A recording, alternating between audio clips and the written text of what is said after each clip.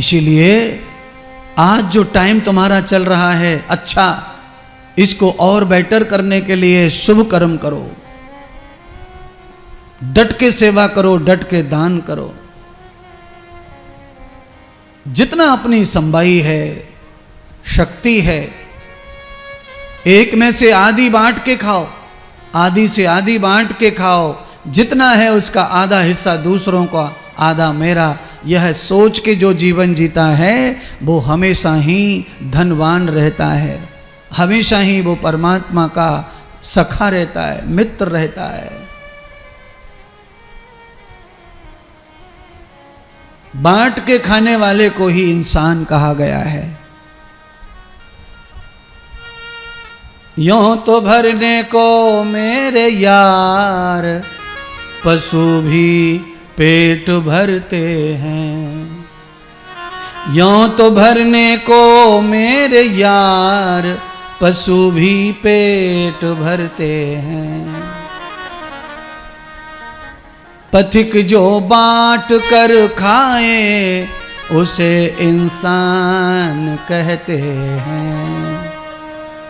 अकेला खा खा करके जो कभी गुजारा न करते हैं। अकेला खा खा करके जो कभी गुजारा न करते हैं। यों तो भरने को मेरे यार, पशु भी पेट भरते हैं। हर जो बांट कर खाए उसे इंसान कहते हैं। पराया दर्द अपनाए उसे भगवान कहते हैं। पराया दर्द अपनाए उसे भगवान कहते हैं। पराया दर्द अपनाए उसे भगवान कहते हैं। पराया दर्द अपनाए उसे भगवान कहते हैं। किसी के काम जो आए, किसी के काम जो आए उसे इंसान कहते हैं। उसे इंसान कहते हैं। उसे इंसान कहते हैं। उसे इंसान कहते हैं। पराया दर्द अपनाए उसे भगवान कहते हैं। पराया दर्द अपनाए उसे भगवान कहते हैं। पराया दर्द अपनाए उसे भगवान कहते हैं।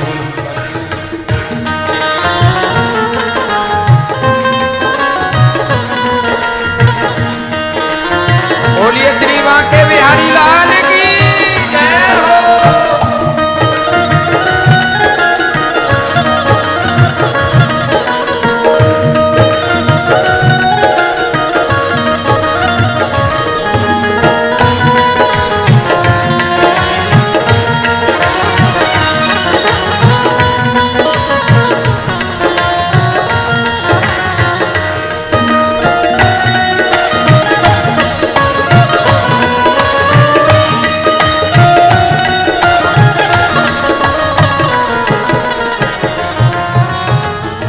कभी दुख है कभी सुख है, ये जीवन धूप छाया है। कभी सुख है कभी सुख है, ये जीवन धूप छाया है। हंसी में ही बिता डालो, बितानी ही तो माया है। खुशी से ही बिता डालो, बितानी ही तो माया है। हंसी में ही बिता डालो, बितानी ही तो माया है। हंसी में ही बिता डालो, बितानी ही तो माया है। मुसीबत में न घबराए उसे इंसान कहते हैं। मुसीबत में न घबराए उसे इंसान कहते हैं। किसी के काम जो आए उसे इंसान कहते हैं। किसी के काम जो आए उसे इंसान कहते हैं।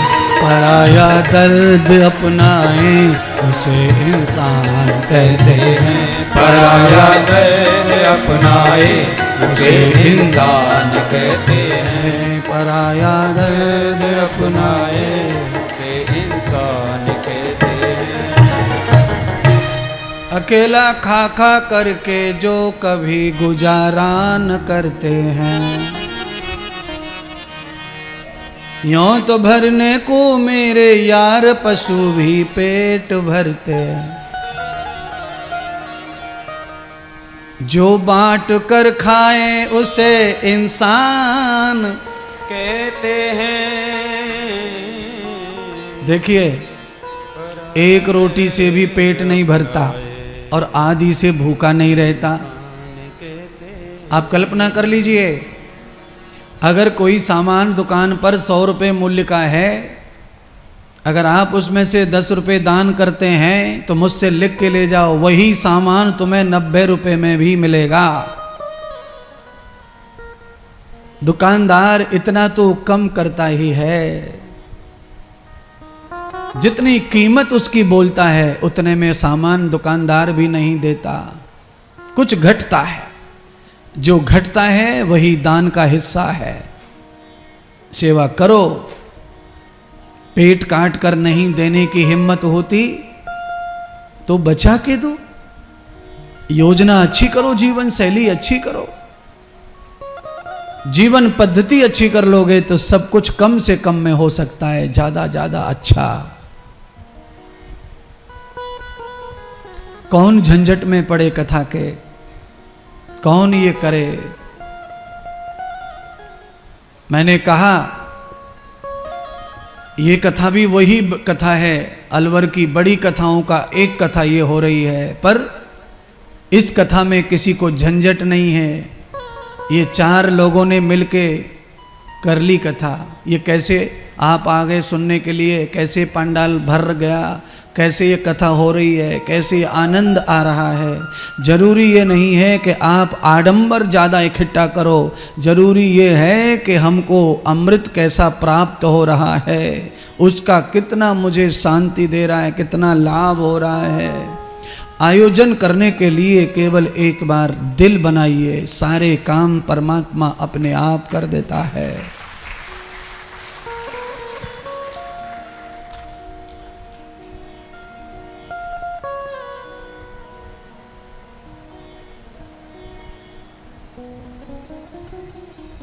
दिति के पुत्र राजा बलि, कल आप कथा सुन रहे थे ना नरसिंह भगवान की।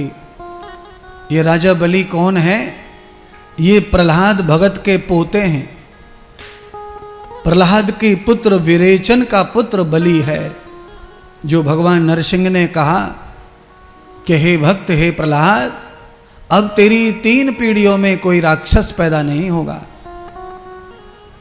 राक्षस कुल में देवता पैदा हो गया राजा बलि। कैसे देवता बना? तो कहा यज्ञम भवन्ते सदेवः, यज्ञो वै विष्णु, यज्ञो वै स्वर्गः। जो व्यक्ति नित्य यज्ञ करके दान करके भोजन करता है, उसे इंद्र का सिंहासन प्राप्त होता है। स्वर्ग में कोई रोक नहीं सकता, कोई छोटी पदवी नहीं उसके लिए, बड़ी पदवी है। यज्ञ से ही इंद्र बनते हैं।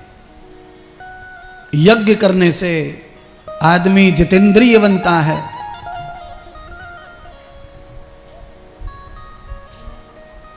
और जो जितेंद्रिय है वो इंद्र है। अपने ऊपर जो कैसे काबू कर ले, कंट्रोल कर ले।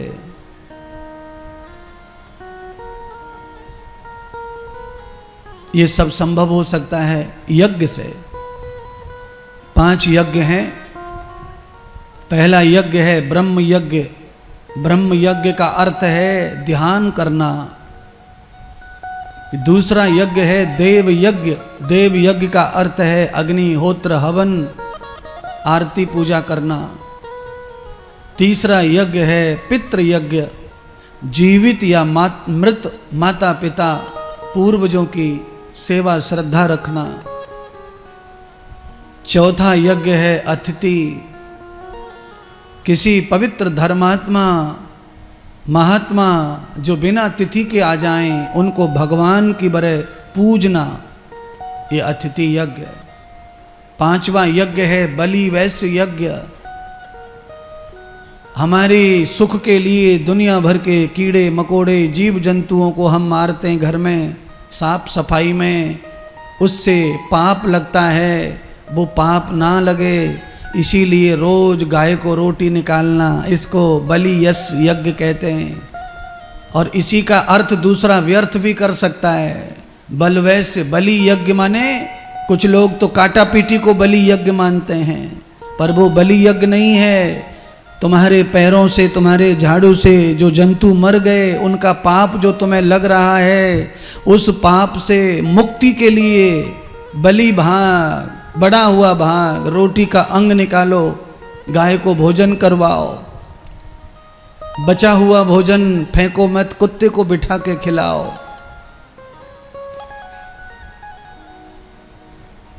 आपकी थाली में भोजन बचे उसे कौए को बांट दो। श्राद्धों में कौए को खिलाना बहुत महत्वपूर्ण माना गया है। कौआ पक्षी तो अच्छा नहीं माना गया है, पर उसे खिलाना अच्छा माना गया है। इसको कोई अंधविश्वास और पाखंड से ना देखे। किसी भी जीव को जब हम खिलाते हैं तो उसका तो लाभ मिलता ही है।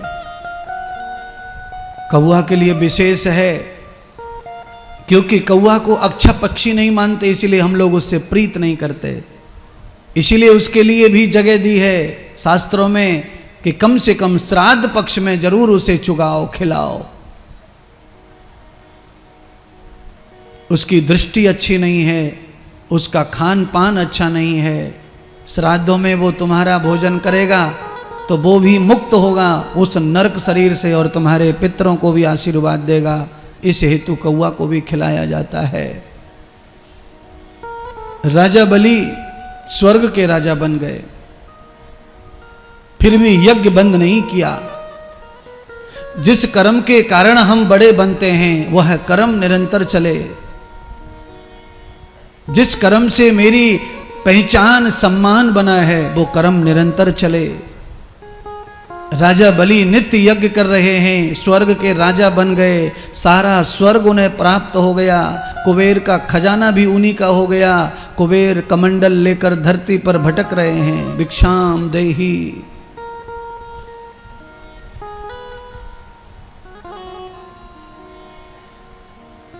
अदिति ने अपने पति से प्रार्थना की कि आप कुछ नहीं कर सकते तो आप ज्ञानी हैं, मुझे मार्ग दिखाओ, मैं अपने पुत्रों के लिए कुछ करूं जिससे उनको फल प्राप्त हो कि वो फिर से पहले जैसे सुखी हो जाएं।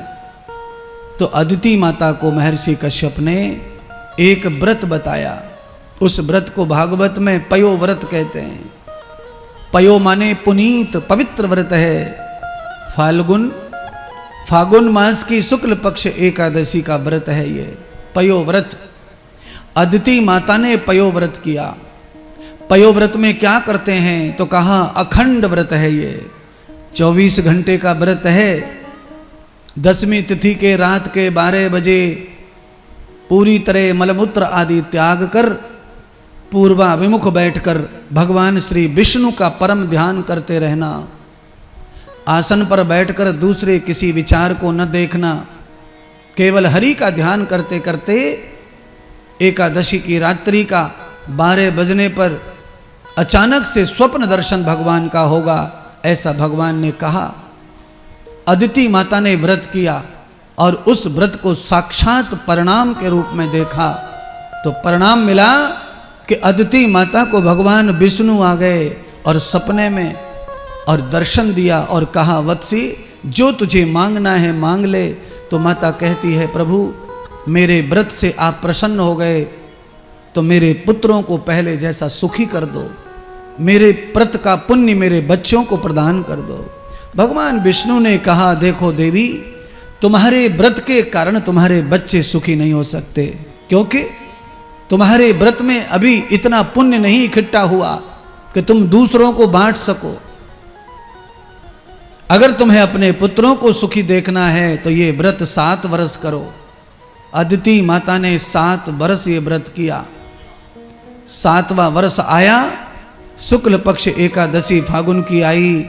भगवान विष्णु ने देवताओं का कल्याण करने के लिए 7 वर्ष के बालक की तरह अदिति के यहाँ पर प्राकट्य कर लिया। बोलिए श्री वामन भगवान की जय हो। ये है मेरे परमात्मा की लीला, कमाल की लीला है। यहाँ भगवान से सब बड़े हैं घर में, भगवान छोटे बन के आए घर में, सबसे छोटे भैया, सारे देवताओं के घर के छोटे भैया बन के भगवान आए। आप कल्पना करो, भगवान को केवल बड़ा बनना अच्छा नहीं लगता, उन्हें छोटा बनना भी अच्छा लगता है। आज की कथा में देख लेना, कृष्ण भगवान आएंगे, प्रकट होंगे तो छोटे बन के आ रहे हैं। उन्होंने बड़ा बनाया है बलराम जी को और स्वयं छोटा बन के आए। तो छोटा बन के रहना, छोटा बन के आना, छोटा बन के चलना, छोटा बनकर जीना, आदमी हमेशा ही बड़ा रहता है। और जो बड़ा बड़ा दिखाना चाहते हैं वो कभी बड़े नहीं होते। क्यों नहीं होते गुप्ता जी? बड़े बड़ाई ना करें, बड़े न बोलें बोल, हीरा मुख से ना कहे, लाख टका मेरा मोल। अच्छा, कुछ लोग तो इतने बड़े हैं कि वो खुद ही चिल्लाते फिरते हैं, हमारे सामने कौन है? या गांव में, पूरे गांव में हमारे सामने कौन है? हमारे होते हुए हम बताओ। अरे बाप रे बाप, कितना घमंड, इतना अन्याय अपने साथ, इतना घोर अज्ञान। अपने मुंह से कह रहे हैं हमारे सामने कोई कौन है जो हमारे सामने टिकेगा? आप चिंता कर रहे हैं मत, आप खाली एक बार बोलो। अरे हम क्या बोलें एक बार? हम तो ऐसा कर देंगे, वैसा कर देंगे, उसको नहीं छोड़ेंगे, इसको नहीं छोड़ेंगे। बोलो, बालों में जुआ पड़ जाए तो वो जुआ तक मरते नहीं आदमी, और पूरे जगत को मारने का चैलेंज करता रहता है। बोलो, है? अपने खोपड़े के जुआ मार नहीं पा रहा है, दुकान पे दवाई ढूंढता फिर रहा है, और दुनिया को मारने का कॉन्ट्रैक्ट ले रहा है कि नहीं छोड़ूंगा, मैं छोड़ूंगा ही नहीं उसे, मैं छोड़ूंगा ही नहीं। मेरे सामने वो ऐसा बोलेगा, बोल गया वो, बड़ी हिम्मत हो गई उसकी। अरे अरे अरे अरे, सुनिए, पूरा जगत तुम्हारे सामने कुछ भी बोल जाए, तुम पे कोई फर्क नहीं पड़ना चाहिए। अरे मुंह किसी का है, वो कुछ भी बोल सकता है, उसके मुंह से, उसकी बुद्धि से। तुमको क्या बुरा लगाना है? तुम्हें गाली दे दी, तुम्हारी आलोचना कर दी, अरे उसकी बुद्धि, उसका मुंह, तुम्हारी आलोचना करे चाहे बुराई करे, कुछ फर्क नहीं पड़ता। तुम्हारी प्रशंसा करने वाले अगर लाखों हैं तो तुम्हारी बुराई करने वाले अगर 10-20 हैं तो वो तो कहीं गिने नहीं जा सकते, वो तो खो जाएंगे भीड़ में। और तुम्हें चिंता किसकी है? तुम्हें चिंता है उसने मेरे बारे में ऐसा बोला, तुम्हें उसकी चिंता है। तुम्हें उसकी चिंता नहीं है जो तुम्हारे बारे में जय जयकार कर रहा था। है? कहां पीछे पड़े जाते हो? वामन भगवान प्रकट हो गए, 7 साल का शरीर है परमात्मा वामन का। महर्षि कश्यप को पता चला कि देवताओं ने अवतार ले लिया, नारायण पधार गए पुत्र के रूप में मेरे घर। वामन भगवान कैसे पैदा हुए? न मैथुनम कृत्वा, यहां पर ऋषि ने मैथुन नहीं किया, केवल माता ने तपस्या की और बालक पैदा हो गया। पुराने काल में ये सब संभव था। शिव महापुराण की कथा में कार्तिकेय और गणेश का भी जन्म बिना मैथुन का है, बिना गर्भ का है। वहां पर भी कल्पना से ही, भावना से, तप से ही पैदा हो गए। शिव जी के शरीर से कार्तिकेय, पार्वती के शरीर से गणेश। वहां पर यह संवाद नहीं था जो आज है। क्यों? आज नर नारी का तप नहीं है, आज किसी पुरुष में तप नहीं है, आज किसी स्त्री में तप नहीं है, आज तो विवाह की पात्रता तक नहीं है। आज का समय ऐसा है, समय के साथ चर्या बदलती है। उस समय आदमी को कुआं खोदना था पुराने जमाने में, तो घर के ही चारों भाई मिलकर के कुआं खोद लेते थे और पानी निकाल लेते थे खेत में। आज बड़ा मुश्किल है। आज तो मशीन मंगानी पड़ती है, जिसका पानी निकल रहा है, जिसका बोर हो रहा है, जिसका कुआं खुद रहा है, वो नहा धोकर टाई लगाकर कुर्सी पर बैठा है और दूसरे लोग काम कर रहे, पानी निकालने में लगे। ले भैया 50,000 ले जा, पानी निकाल जा। क्या है? पैसे बढ़ गए इसीलिए नहीं है। पैसा पहले बहुत था। कितना पैसा था पहले तुम कल्पना नहीं कर सकते, इतना पैसा था पहले। तुम्हारे पास में जितना पैसा है, जिसे देखकर तुम आज उद्योगपति और करोड़पति बने हो, इतना पैसा तो लोग अपने घरों में दवा दवा के मर गए, उसे कोई खोद ही नहीं पाया, पड़ा का पड़ा रह गया। इतना था पहले पैसा। आज क्या है पैसा? एक चांदी का तार नोट में घुमाते हैं, और पहले सोने का ही नोट हो, सोने का ही सिक्का होता था पहले, चांदी का सिक्का होता था। अब काय का सिक्का है बताओ? लोहे का सिक्का। पहले लोहे की तरह वैल्यू सोने की, तो धन पहले बहुत था, पर धन का उपयोग इस तरह नहीं था, इसलिए वो धन दिखाई नहीं देता था। अचल संपत्ति थी पहले, अचल, और अब कौन सी है? चल संपत्ति है, गति वाली संपत्ति है। 1 सेकंड में 3-4 नंबर दबाओ मोबाइल में, कहीं से कहीं पहुंच जाता पैसा। 1 नंबर दबाओ, कहीं से कहीं पैसा डोल रहा है। पहले अचल संपत्ति थी सबके पास।